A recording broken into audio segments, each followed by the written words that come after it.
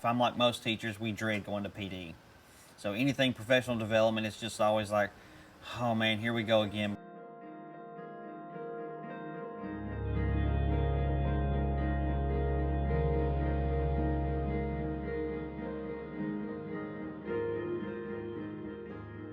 My Coast initiative is the My Climate Oriented Authentic Science Teaching initiative from NCSE.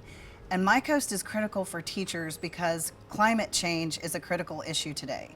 We at NCSE believe that every classroom should be a climate classroom. Right? So I told Blake it's really interesting how he's doing this right after his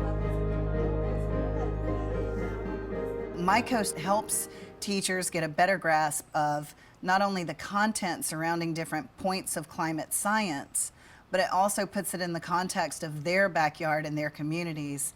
And then it partners with university research facilities that are actually doing the work and helping us understand this challenge. None of us like to sit and get, so to speak, in terms of lecture or reading from books. But when we get to do, we love that as teachers just as much as the students do.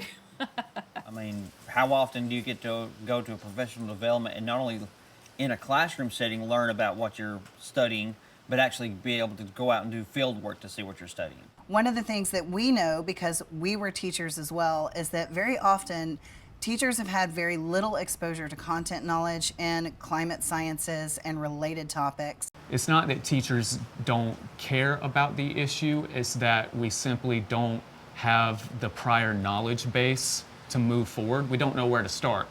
There is a lot of material that is not given to us as teachers, so I, as an educator, do not really feel comfortable talking about that topic because I don't want to misinform the students and cause a chain of misinformation just spreading from me. So I grew up landlocked, so learning about things that actually influence the weather, the climate around Florida is really going to help me teach my students who've grown up here that may not think about that kind of stuff and how it actually affects them and where they live. No, it's unbelievably visible. There's a ton of... You can hear things and learn about them. You can see things and learn about them. But when you're actually there and doing those things and you get to see it firsthand, you get to hear from the people that are doing the research and see how those things are being done.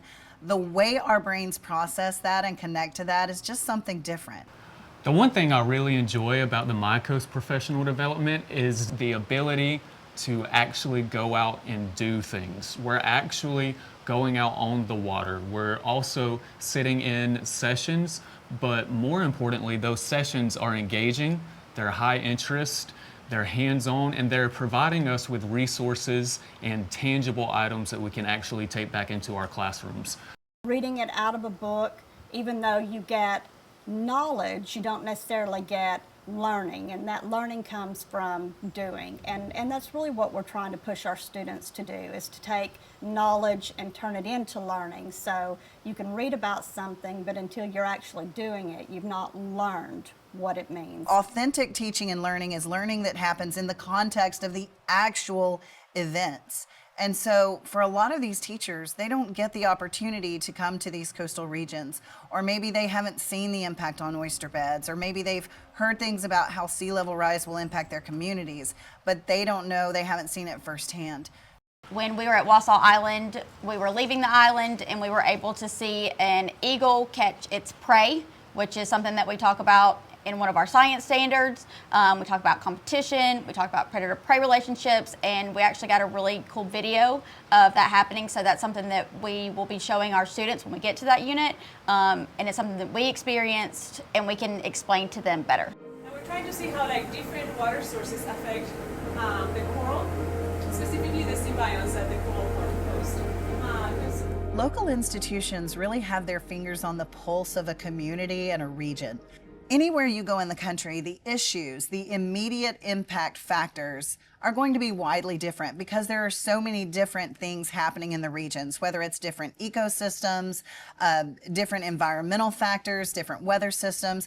It's a dynamic planet, and so we have to approach preparing teachers to address these topics with dynamic training. because our partners are in those communities. They connect with the people in those communities. Our teachers are coming in from those communities. And so we have that local voice and that local relevance in a way that you wouldn't get if you just had a packaged learning experience that was meant for anybody and everybody. So this attracted me because it was something local that our students could identify with, and I felt that it would increase their engagement in the activities because it's beautiful coral reefs, but it's also a local issue that we can then work on problem solving.